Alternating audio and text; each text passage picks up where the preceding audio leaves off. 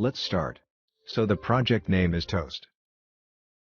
Let's see the project structure. We have a main activity, and in the UI, we have activity_main.xml, which is the UI layout of main activity. Let's see the UI first.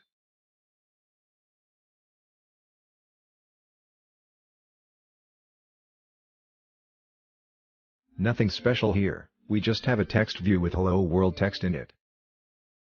Let's see the code.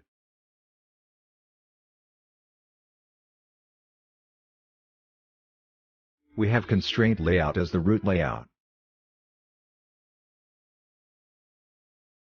Then we have a text view with Hello World text. Let's see the Java code now.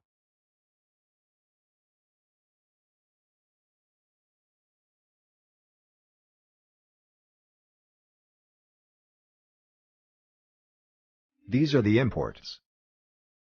We have a main activity, which extends app_compat activity. In onCreate function, we have written a toast, which has this as a context and it.wala as the text, and the length of this toast is long. A toast can have two lengths. One is long and the other is short.